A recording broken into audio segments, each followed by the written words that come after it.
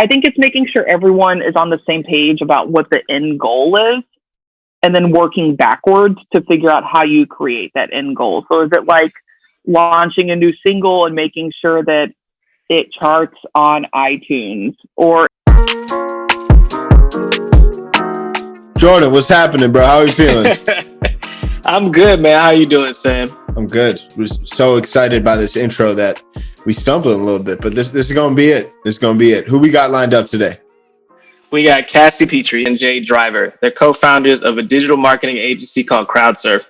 For those who don't know, Cassie, Petrey, and Jade, as they mentioned in the episode, met in college. We're both really big fans of the Backstreet Boys and turned that fandom into actionable insights and executionable actions that they did both separately for the Backstreet Boys. And then they were able to replicate that super fandom and take advantage of and connect with and build a community around other artists using the same methodology. So I'm really excited to get into this episode because, one, just even from a personal level, there's a lot of people in the music industry where obviously they love what they do and they're very passionate about it, but it's just so raw and on display in this episode.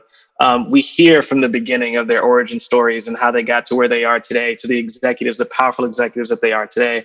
So I'm just really excited to let kind of people in on their journey. They worked with Guns N' Roses, Backstreet Boys, Britney Spears, Fifth Harmony, you name it. So, whether you're an artist, whether you're a manager, I think this will give you a lot of insight on how to do a lot of the things that they've done in their career and how they built it to where it is today. What do you think, Sam?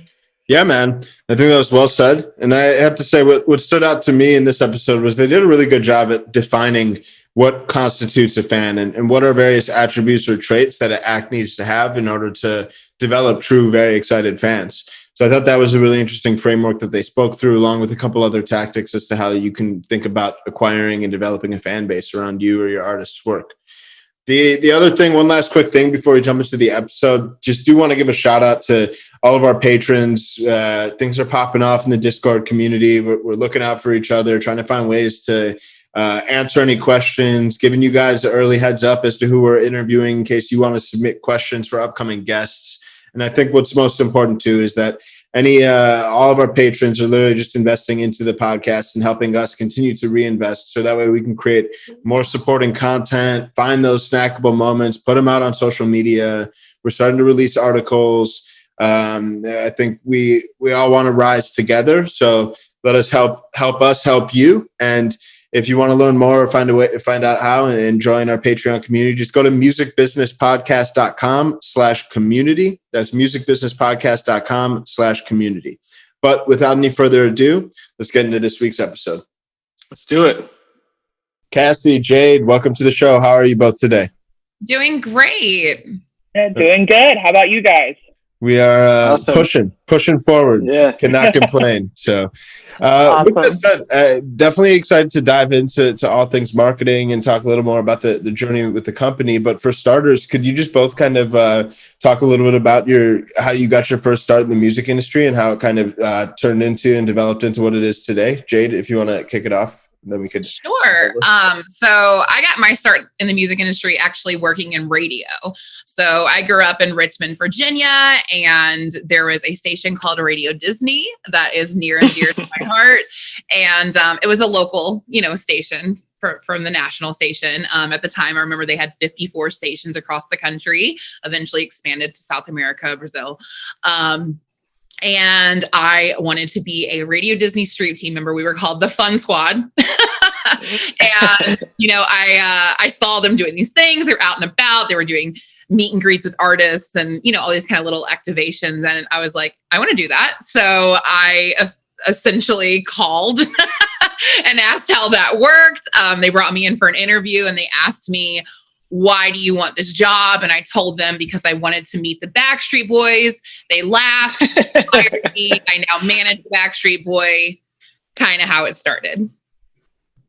Awesome. That's like one of the more fun ways I think I've heard people join the music industry. I think when we have people on here, they're like, I did this internship. It really kicked my ass, but it ended up turning into something. But you were like, it situations where like I lived in Richmond, Virginia, not a music city, but I had incredibly great mentors at that job. Laura Hemker and Amy Grelick, they were just badass women that ran the station and kind of saw in me this ability to kind of just pick up and run things. So I had one of my kind of first experiences doing management, with other people, not artists, but just like management a job, when one of them got pregnant, went on maternity leave. She said, okay, you run it for 6 weeks. And I was like, what? Wow.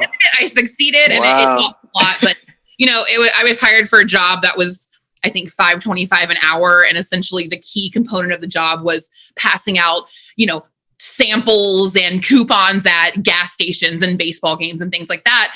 And what I ended up doing was kind of just making my own path. Again, still being paid $5.25 an hour. I was, 18. And I started realizing, hey, when these salespeople, put together these activations, they can bring artists to town. And like, that was the thing I cared about most. Concerts, art, meet and greets, all that kind of stuff. And so I essentially just kind of dug in on my own time. I started making cold calls to managers of artists that the station were playing and saying, hey, how much would it cost to bring your artist to town? What's your rider? And kind of like compiled a notebook saying like, here's a binder full of everyone we can bring to town and what we need to do. And so my supervisor said, okay, well, now you got to figure out who's going to pay for it. I said, okay. So I would put together these like crazy marketing campaigns. I would go to the sales department who were, I'm sure, making bank off of the, okay, let's do this promotion. Let's bring this artist to town. They cost this much. Let's get the local Ford dealership to pay for it. And I did it at $5.25 an hour, but I was happy as a clam. Like I, was literally using someone else's money to pay for a boy band to come to town and sing to me. So that really was like when I learned a lot of how the music industry worked, because I learned about, how an booking agent works, how a manager works, how a label works. I started off the process calling labels, not knowing that wasn't really how it worked. So that was my first gig and it taught me a lot. That's awesome. Yeah. That's awesome. All right. What about you, Cassie? I would say that like, I can talk about like my first internship or first job, but I think that sort of the first thing that set me off to like where I am now is I was also a very big Backstreet Boys fan. That's one of the first things that like Jade and I bonded over when we met in college. But I ran an online magazine. It was when like AOL just come out and there weren't really like, there wasn't like, I couldn't make a Twitter fan site or anything that didn't exist. So I had an email list that I ran, but you like decorated it and made it pretty. It was a whole like scene and thing for fangirls. And I ran one called Backstreet Asylum, which is terrifying to think about that was the name now, but that's what it was called. And I just kind of became like a serial sort of super fan and like street team girl from there. And I actually positioned all that stuff on my resume to get sort of my, first like sort of volunteer. I don't know if they would really be internships. I did them in high school, but I worked with like a local band and a local record label. And all that. I think people sometimes don't realize that you can put all that stuff on like your resume, but you can and you should because it's just in your field. And I was able to put all those sort of little volunteer street team fan things on my resume, and that got me my first job I was a college rep for Warner. And normally they wouldn't take somebody I got it as a freshman going into college, and normally they wouldn't have taken somebody at that age, but they're like, you have more on your resume than most juniors and seniors do. So that was sort of where, my first kind of like way into meeting like people in the music industry at large. And it was because I found every little thing I could do locally in Louisville to, build a resume to impress somebody, at that level when it was time to do that. Right. I want to take a pause here. One, because I was also a very big Backstreet Boys fan, and I actually Team NSYNC, Team NSYNC right here. I mean, I was both, man. You don't have to hate each other. How can we bring it back? Yeah, I used to actually literally pose as when I was really young. Like I would try to repose the album photos from the Backstreet Boys. Like I would literally Who am I on Millennium? take photos. I don't remember off the top now. Yeah, that's awesome though that you could do that, because at one point I literally was like pretending to be all of them at some point. So first off, I just wanted to say that. Second of all, we get a lot of questions, at least I do, about if I need to move to New York, if I need to move to LA in order to join the music industry. And I think you guys' story just goes to show that there is stuff you can do locally, even if it isn't working for a huge label or huge company. Every city, every town has a radio station, for example, like you, Jade, you know? Yeah. There's so much you can do, especially on the internet now. Cassie, you did it even when things weren't as popular, you know? Yeah. So imagine the spread and influence you could have now in your city, you know? So I just wanted to take a pause to say that. Cassie, Absolutely. you also, your newsletter, you said, I think you didn't say this. I saw online that it reached like 10,000 people or something like that. Yeah, which sounds little in like today's standards, but that was a lot in that era of like email lists and that kind of thing. You know, I would say that would be like the equivalent of like at least 100,000 or more, like on a Twitter fan account or an Instagram. I completely agree. That sort of thing. Yeah. That was going to be my next question. Like, how did you do that back then? And what are some of the staples that you think, just in terms of how to market and build a community, that have passed the test of time from then to now? I'm glad you brought that up, because I think a lot of digital marketing really is more about psychology and like bigger picture practices versus like the technicality. And a lot of the stuff I did to build those subscribers then actually applies now. One thing I did a lot of was collaborations, which is huge now, and everyone collabs on songs to TikToks to that sort of thing. But what collaborations meant in that world was there's a couple versions of it. One was you would have a guest editor write an article or a piece for your email list, and I would do the same. So we would like collaborate and market to each other's audiences. And there's also, I remember when Jade and I actually had a teacher tell us the term, and it sounds really creepy, but it was called a web ring. And basically what that is you would like at the bottom of each email list, you would basically have like 3 other newsletters that you recommend. So it actually was, you know, the collaboration was a really big part of that. And then just being like unique and, you know, having sort of your own thing and why people would, you know, want to follow you. Like I remember the sections of my newsletter were different than everyone else's, and they were a little unique and had information that, you know, I wasn't just copying what everyone else was doing. I was doing my own thing. And I think that stuff still applies to digital marketing and social media today. You know, figuring out ways to get in front of new audiences and creating a situation that benefit both parties. I would never have gone to somebody and been like, can you feature me in your newsletter and I won't feature you? Like we always traded. You always have to like find a way to make it work for both parties involved. And then just being creative and making good content and being unique and finding your lane and something that's different than everyone else. And I think those are 2 really important things still today, and, you know, like over 20 years later. Right. I love that. So one question, I mean, I think when it comes to some of today's tactics, if you will, I know, having worked from a marketing capacity and serving different artists, oftentimes it's, I mean, you do kind of need to make sure that all your ideas and strategies do very much ladder back to this specific kind of creative vision and direction and play to what makes that artist unique. But also speaking from experience, and I'm sure this will probably resonate with you, it's can be challenging from a marketing standpoint, because oftentimes the ideas that you're bringing to the table might just not always feed directly into the it might feel off-brand. It might not be necessarily that feels like the right thing for this artist. So if you could create like a pet artist that you have complete control, like not that you have complete creative control over. Maybe it's like literally just you as an alias, like you have like the side part of your life that's an artist and you have a serious marketing budget behind it. How would you go about building a fan base if you could really execute upon any marketing tactic that you know of? I feel like Cassie has to answer this, because like I feel like I just feel like her describing an alias artist like of her own would be something I would enjoy more than her hearing me do this. I mean, so if I had all the like I get in, so I can make any artist any money anything. Yeah, so you have a budget, Sam? There's an emerging artist. You have a 200K marketing budget. The artist has let's assume that the artist has great music. So this is really focused on kind of a marketing capacity and more of like a marketing thought exercise. But how would you go about, what tactics would you deploy and how would you allocate the spend? Okay, because first I was going to say if there's enough money, I would just make myself be it, but there's not enough money to do the work that I would need to be a pop artist. not enough money to make me be able to sing and dance and cosmetically fit the part. But I mean, I would definitely, we love Britney and Backstreet here. Like those are like kind of our, ideal, sort of, situation throwback like artists that really inspired us. So I would definitely want the artist to be somebody that's like, I love dancing. I love like Max Martin, pop, whatever, whatever today's version is of that. Beautiful visuals and just beautiful, like iconic music videos. I think that's really missing.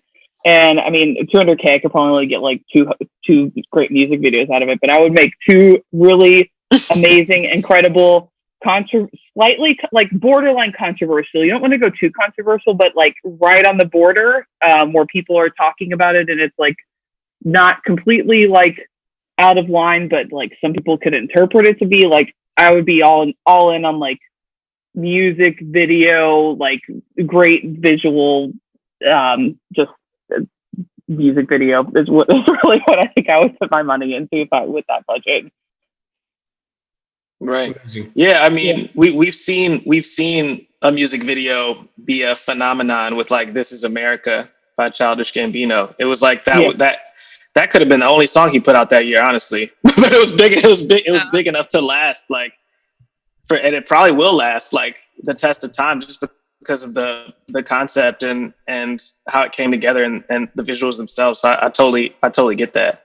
Now, in terms of like the marketing landscape as a whole, from like social channels, Twitter, Facebook, those type of things, to playlist pitching, to publicity, what do you guys both think are the most important channels to focus on? And I know this may change from the different stages of your career. So I want both of you to answer, if you can, the beginning of your career and sort of at the peak of your career, and then kind of somewhere in the middle and how that kind of changes over time. So I guess the progression and kind of what you focus on. Yeah. So I think like the beginning of your career, it's about establishing a brand. I think that's super important. I just get so many like young people that come in and say, I have a talent, I can sing, whatever. Which like to me, singing is a dime a dozen. I mean, yes, you're going to have, your Kelly Clarksons out there that can sing, or your Christina Aguilera's or whatever, but like, like most artists, like, yeah, you can sing. So can a bunch of other kids. But like, really finding a brand and like, what is your story? Why are you different? Like, that's the thing that I sit down with like my baby artists and I really dig in to find like, why are you interesting? What is something? Because the thing is like, when you think about fandoms and artists that people obsess over, the brand is always so solid. Like, you don't have people obsessing over an artist that has like, loose brand, like they're not like, they're just kind of there. They can sing and they're there. And you know what I'm saying? Like, there's a thing. I may steal that saying, loose brand. A loose, loose brand. I made a Venn diagram to show like one of the three things you have to have a fandom. And I think people like, and it has to be really strong, and you either have to have people they need to want to marry you, they want to be entertained by you, or they want to be you. It has to be like one of those three things. Sometimes they can overlap. It's kind of weird to want to marry yourself though, but like, anyway. I also want to be and marry Adam Lambert, so it can happen. Yeah, it can. There's, it's not impossible, but it's kind of one like or one the of, other. but not even be, but like you can be a part of them, like be like inspired by certain aspects of them, their work ethic or their creativity, their lyrics. Because you have to like, you don't have to be them completely, but you have to be and all those are extremes. Like you have to be extremely inspired, extremely entertained, or like really in love with somebody. Like those are like the three things that you have to have. And if you aren't exciting that in somebody, then you have to keep redoing your formula until you do. That's pretty awesome. So, I mean, not to put you on the spot, but also to put you on the spot, what do you think is a person that kind of exemplifies all three of those things? I mean, not at the same time, but three different artists. We can do a brain collective here too. I mean, I think John Mayer is a really good example. A lot of like people have huge crushes on John Mayer, and that's like their ideal partner. A lot of people are really inspired by his lyrics and music, or they're entertained by him because he's extremely funny. Or some people like he exudes like what they want to dress like or play like. He has like all, and I think that he has different fan base in those different categories. But he really checks a lot of boxes in a lot of those categories. And some of those like emerged later. Like he, you know, like because I remember I liked him when I was in high school, and I didn't even at that point, like there wasn't social media, so I didn't really know how funny he was at that point. And I think that's something that ended up liking about him later. And I think the same with that when Jade and I worked with Jake Shelton, and he was kind of the same way. When we were working with him, and we started like his YouTube channel and getting him on Twitter, and you know, like kind of back in like mid like, you know, around 2005 or so. And like nobody at that point knew how funny he was, and social media really helped bring that out in him. So I think that was really cool for him. Awesome. And then who's someone that someone wants to be, and who's someone that, I guess John Mayer was the married one, right? The Backstreet Boys. Who are the Backstreet Boys? The Backstreet Boys are the ones you want to marry and maybe are inspired by. Like they kind of got, like at first it was about like selling cute boys, but then they got to a point where like, you know, they started getting involved in causes around the second album, and you know, their second album, all the art was done around elements of the earth. I'm air, I'm fire, which is like a whole different level, but like it was more I'm a cute face. You know, Nick put a secret coded message in the album notes, and you know, it became from, it was like, okay, I'm so in love with you, oh my god. And then it's like, oh my god, and you inspire me, and I want to be a better person because of you, and save the dolphins.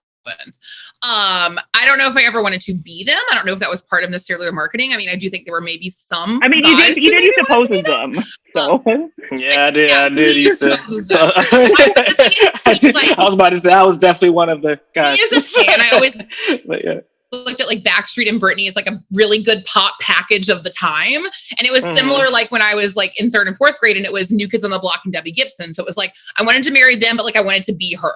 And then it was that with Britney, and then it became Fall Out Boy, and No Doubt was that for me. And I think I've always had that, like a girl that inspired me that I wanted to like be like.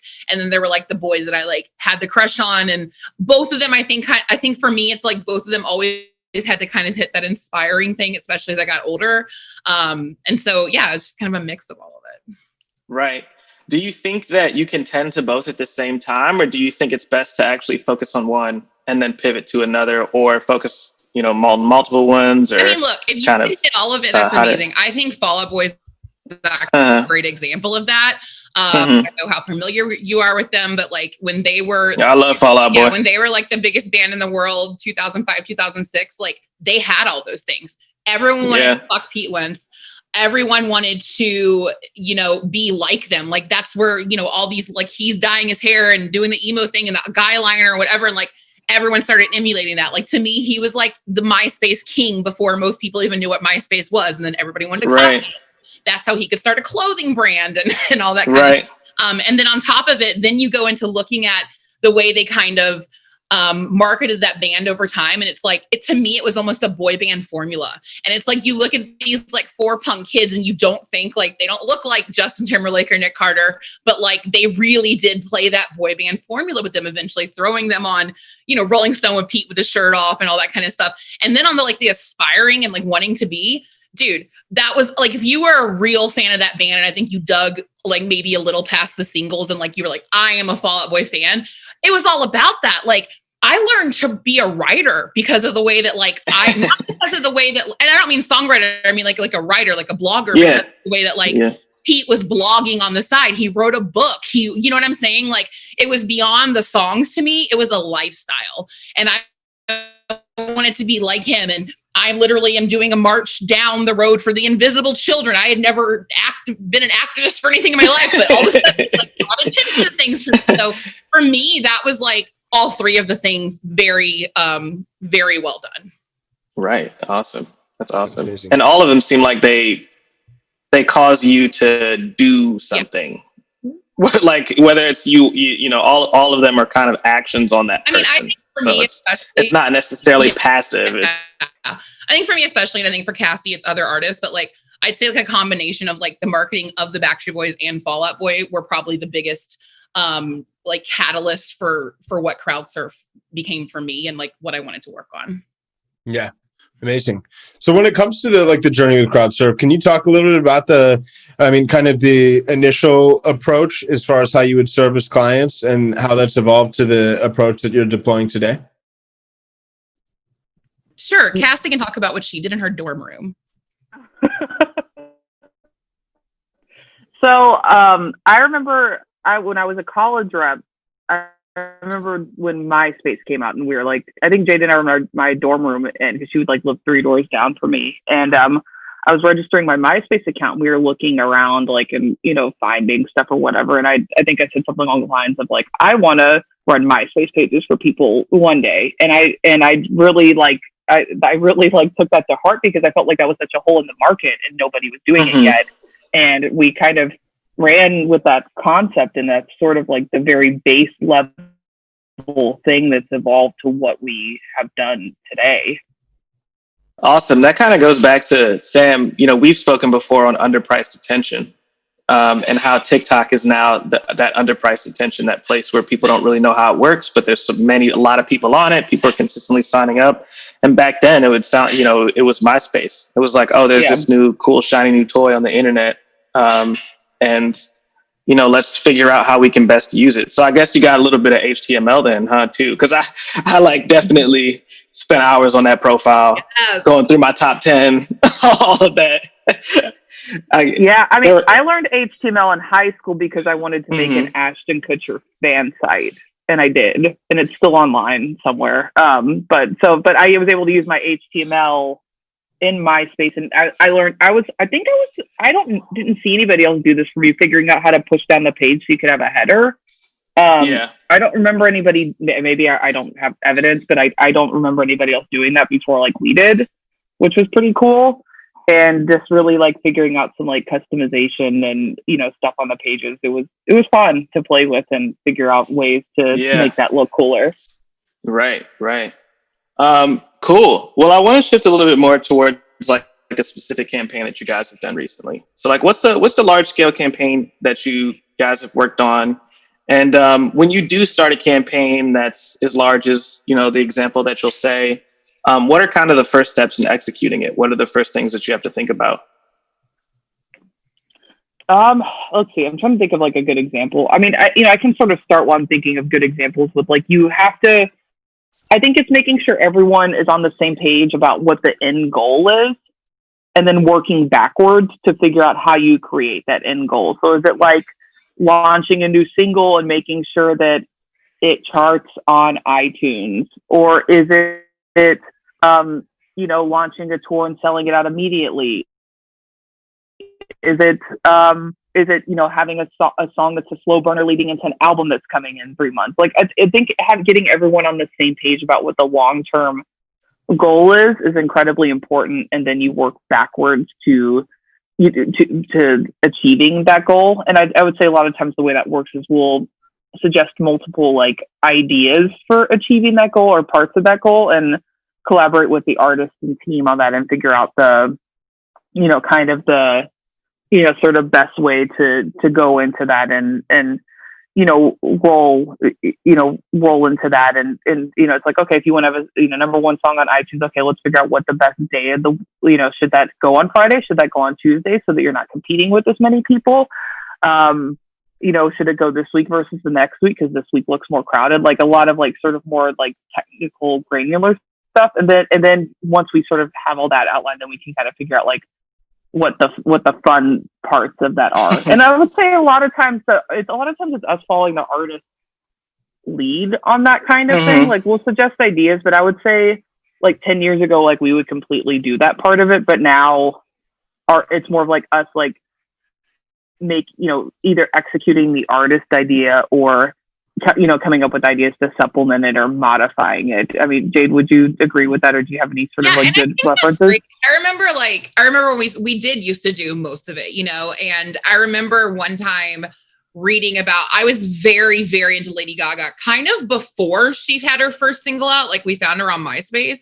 And actually we found her at my 21st birthday. We found her because we saw her play live. She opened for one of our friends, and then we looked her up on MySpace and we found her music off of MySpace because it didn't exist. And I just thought this was some indie artist that I would never hear from again. But I was really, really into it. And like I remember like as that first album came out, I was super obsessed with it. And I was very obsessed with kind of like her part in laying out that image and that brand and like having her hands in everything, because quite frankly, I hadn't had a lot of artists be like that. And I was like, wow, this is like the dream. This is like what I imagine working with a Fall Out Boy would be like. So, you know, there were artists that were very like that and very hands-on. And I remember at the time thinking that would be a dream artist. But yeah, as things have come, you know, things have gone on and, you know, I think it's still that, you know, back then people didn't necessarily accept kind of digital as something that would stay around forever, you know? And I think it was a place that like, honestly, I think it was a place where the heads of labels or the decision makers weren't paying attention to, while some artists started actually creating brands for themselves, which is also how influencer culture was born and all that kind of stuff. So because like, if you think about it, it's like, you know, I always give the example back when, you know, it was 99, 2000, whatever. And I was just clamoring for Backstreet Boys content. The only content I would get is if they were on TRL or I bought their home DVD. There was no place to get like new videos, photo, like there was none of that. It was just like an official photo in a magazine or something like that. I had to like pay for the media in some way, where now there's a way where an artist, like for the first time, an artist can speak their mind or put information out about themselves without someone having to do it for them. But 20 years ago, a publicist, a label, a manager, like they were the only, they always had to be between that artist and their vision and the public eye. And so what's changed over time is as that's become more accepted, I think artists have become more comfortable saying, well, I'm going to do this. I'm going to do this whether you like it or not. I can log into my yeah. And do I was going to say it's a gift and a curse now. You think about it back in the day, like artists, you know, you watch these old you know, the New Kids on the Block. That was a very, you know, big inspiration of mine growing up and one of our clients now. And it's like, it was all so laid out. You know what I'm saying? It was all so like, you know, you do this, you smile this way, you know, and that's like what you see in these like old documentaries. But now it's like Donnie runs the show and it's his ideas. Hey, he was like, hey, I want to do like a basketball bracket, but with like New Kid songs around like Final Four. And it was cool. We did this whole big campaign and it's literally him on the phone, choosing songs, doing the thing.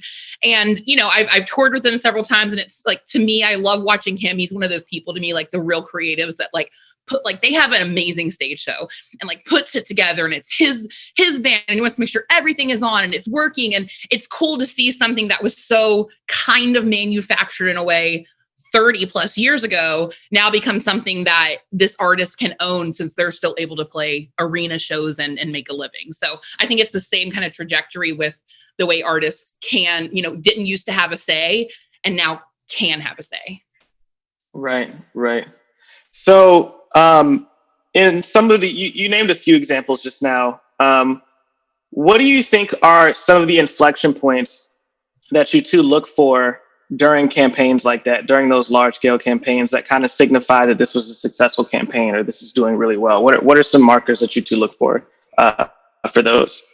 For me, it's all about like ratio. Like, so like how much, like how big is this artist audience and how, you know, how many more people did it reach? My favorite campaigns are like when impressions are higher than the amount of people that follow them is always like really cool. Or like I love on Instagram, I always like looking at like percentage of people, like the percentage that a post reached that weren't your following. Like to me, that kind of stuff is a success when something's getting shared a lot. And, you know, I would say normally like it's under 10% of like people who didn't follow you saw this post. And when you're getting over 50, 60, that means it's like it's getting shared, it's hitting explore pages.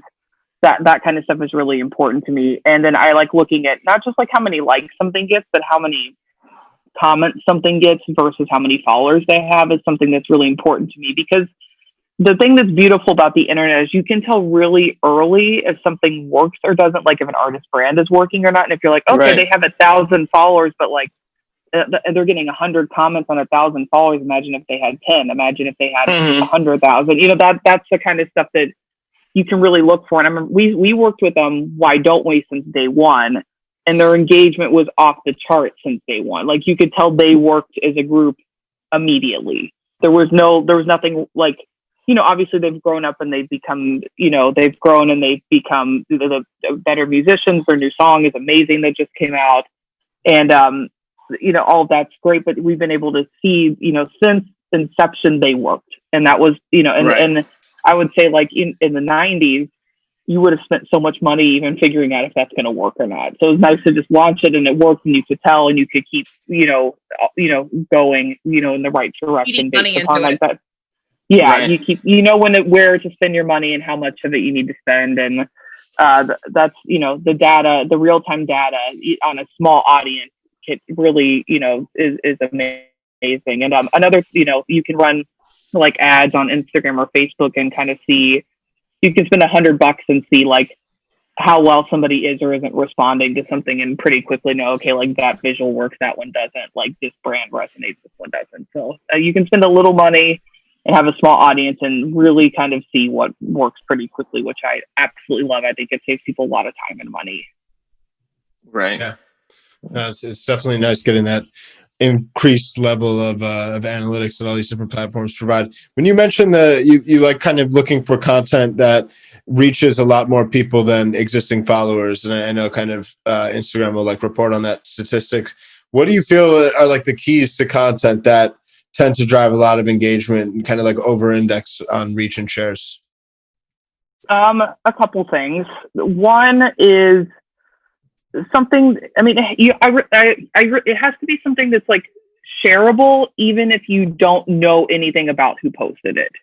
So like, that's why like quote pages get shared so much, because like people are inspired by them, and they don't know who wrote the quote. They don't know who runs the page, but they like what it says, and they show it to their friends, or they put it on their story because they believe in it. So it's like, something you have to think of, like, okay, if somebody who knew nothing about me watched this, would they like it? And then second question, would they want to show it to somebody else? And I think a lot of times people like get caught up in their own fan bases, and they're like, well, our core fans will get it, so it's great. And then it is important to create like content like that for your core fans. But if your goal is to get a bigger audience, you have to really think about like, how do I not just make my current fans happy, but how do I create something that somebody gets that doesn't know anything about me really quickly? And that's hard. That's why like people are like, oh, TikTok, it's easy, it's 15 seconds, but like conveying a message in 15 seconds and doing it well is really, it's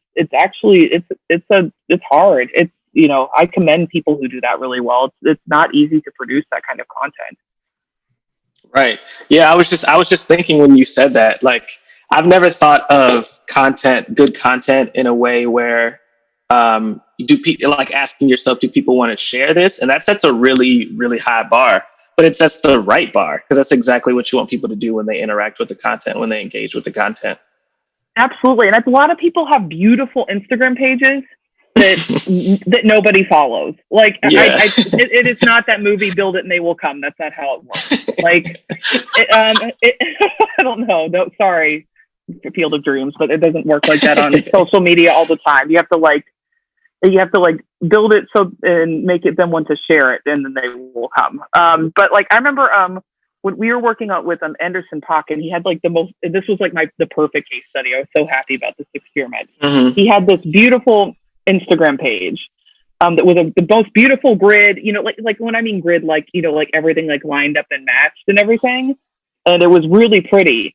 And as soon as we convinced him to switch it from that to a normal feed.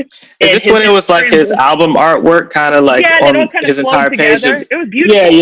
Yeah. Like when he switched to normal content, it exploded. So because people were sharing it and thought it was funny, and like it showed him more, and it was easier to comment on it. It made people want to have a conversation more, even though the other one was visually stunning.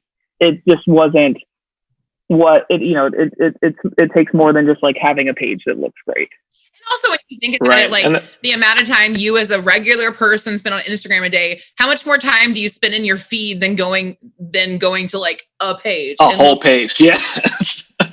I can go through a whole day and maybe not do that, So does the grid matter, Because all you're seeing in the feed is like a corner of someone's face, and then exactly. Right, exactly. Cool. So for the last kind of general topic, I want to pivot. You both are obviously executives of a company. So I guess how have your management styles, what are kind of they like now, and how have they developed over time? And what have you kind of learned about just like managing people in their careers, and the potential that they have as an employee and as a person in the larger, greater music business? Well, we've gone to a lot of therapy. Not for us, for like us getting better at this. Because I think us getting better at like being and managing people. Because like, I don't think I'm naturally good at that. Anything I do now that is effective has been taught to me. At least on my side. We used to yell a lot. We were children. We were children with no money and a lot of debt, and needed to get to the Backstreet Boys or just money for the Backstreet Wisconsin. I mean, like, we needed something. We had really huge aspirations, and we needed everybody to like get their shit together and work for us. But the hard times, they never go away, but like the truly hard times, I think we're past. And yeah, like, I mean, I think really in the past 2 years, and really this year during being quarantined and having a very different schedule, we've put a lot of time and effort into business coaches, therapists, group coaching, things like that, to just really learn new skills when, and we have a budget to do so at this point. We were scrappy back in the day, but I think me and Cassie both, just the way that our work style is work your ass off, get it done. And to me, like, I think the hardest thing that I had to realize about people that work for me is that that's not everyone else's work style, that I can't, I didn't really understand that people's brains worked so differently from each other. I mean, of course, everyone's different, but just like that, you process things this way and I process things this way, and I work in this way and you work in this way. I had this very like narrow understanding of like, you work your ass off, it works, and that there was like no other psychology to it. Right. I know a lot different now. Like that's I think very differently about that. And I now go in and figure out, okay, how does this person best, get motivated? How do they best succeed and fulfill what I need them to do? And I put energy into their style as opposed to just it works for me. Also, another thing that I think I very much did not understand when I first started was that I thought every person on earth wanted to get a job and climb the ladder and be at the top eventually. And that's just not true. I still, because I am that person very naturally, still don't completely understand it. But I accept it and I get it. And I understand that like, you don't want this promotion to make your life a living hell and make more money, but like, have a bigger job title. I don't understand. And I now accept that that's not appealing to everyone. And just understanding that people have different goals. And I think like for me, with both employees and artists, my first conversation is always, what are your goals? Because if I don't understand where you're trying to get to, I have no roadmap, no capability to make a roadmap to help us get there together. So, yep. And I think it's the same with artists. Like some artists don't necessarily want to be superstars. And that's the same concept. And I didn't understand that either. I thought every single artist wanted to be a Backstreet Boys or a Taylor Swift or whatever. And like, it's just not true. Like some artists are like, it's not like they would necessarily shy away from that, but some artists are like, dude, I'm happy making a living and being able to have this be the living I make. Yeah. And I did not know people like felt like that until I started working with artists, Right. Yeah, there's a growing, I mean, definitely when you compare it to the Backstreet Boys, this episode is going to be all about the Backstreet Boys. When you compare it to the Backstreet Boys from when you compare their career to careers now, there's a much larger middle class of artists. Like the Backstreet Boys could have been a band making music in their basement that got signed to some record deal, and the next thing you know, they were the Backstreet Boys. But the grind, the journey, I feel like is much longer. And because of that, you have people that kind of stay in that middle area for much, much longer, Actually, I heard there was an interview recently with Shaquille O'Neal, and he talked about, it was telling the story of Aaron Carter's song, How I Beat Shaq, and how it's a true story. Because he was playing like horse or cat or whatever the game is with Aaron Carter, and Aaron Carter beat him. But it was because the Backstreet Boys were recording their first demo in Shaq's garage. And he made this comment that was like, if only I would have signed them. And I remember thinking, if only you would have signed them, they wouldn't have made it. Because everything like Shaquille O'Neal is a phenomenal athlete. Shaquille O'Neal is not a music industry genius. You know what I'm saying? And as much as some of those people did some horrible things to the Backstreet Boys back in the day, they were genius and they made them what they were. You know what I'm saying? So it's like, yeah, they could have just been a nobody artist, or every piece of that puzzle was exactly perfect, which is why it exploded to where it was. Exactly. Awesome. And then Cassie, what have you kind of learned as an executive over the past however many years? I think that the biggest person that gets in your way is an executive is yourself.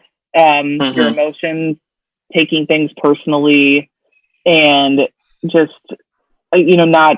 I think two big things I learned. One is learn, like what Jade was talking about earlier. Everyone is not like you. In fact, most people are not like you. And everyone has different things that drive them and different ways they process information. And just being more conscious of that and more accepting and empathetic, I think, has really helped us on our journey. And then the second thing is just in general, not to take things personally. Like, I remember when we first started our company and people would quit, I still get sad about it, but like, it would like devastate me when somebody would like quit. Like, I took that very personally. Like, I failed my career. I created a bad company. I didn't create a good life for this person. Like, I felt it really like emotionally destroyed me. And I think just realizing that somebody can, what everyone does is actually about them and not about you. When somebody quits a job, it's about them. It's about their journey. It's about what they want. You could have done your absolute best and it still wouldn't have been right for them. So I think learning not to take things personally has made me, I think more of an empathetic executive, both like with our staff and the people that we work with. Right. Absolutely. I love that. And I think it's sure you're just continuing to grow both as far as how you kind of continue to evolve how you serve your clients as well as how you serve your team and employees. So I think that's a great kind of ending note, and really do appreciate both of you coming on and all of the incredible work you've been able to do with Crowdsurf, and very excited to see how things continue to develop. So thanks again. Really appreciate both of you. Thank you. Thank you so much. Appreciate it. Definitely. Man, well, that was a great conversation. What did you think, Jordan? Yeah, I thought it was awesome, man. I think obviously both of them have a good amount of experience, not just as digital marketers, but as executives. So I think people who kind of want to find their footing in the industry can listen to this episode, as well as people that want to find their footing specifically in digital marketing. I think one of the things that we haven't really gotten super into, we got a little bit into it when we interviewed the president of Maverick, but just like, looking at people for who they are and leaning into their strengths and kind of going from there, just as an executive and what that's like at a company. So I was super excited to get into some of the admin stuff and some of the just getting to know people stuff in terms of like running a business. The digital marketing is one thing, but running a business is another. And I'm glad we were able to cover both. What do you think, Sam? Yeah, I thought it was great. I mean, just diving into the tactics for helping artists acquire fans, I think is always so valuable. There's no silver bullet. It's definitely a lot of baby steps, but I think they did a good job as far as kind of demystifying parts of that process. So very grateful to have had them on. And as always, super grateful for your attention and for you guys tuning in. We hope you found this valuable. Excited to be back here next week. We got some big ones lined up, if you know what I mean. All right. Well, on that note, we appreciate y'all greatly. We out.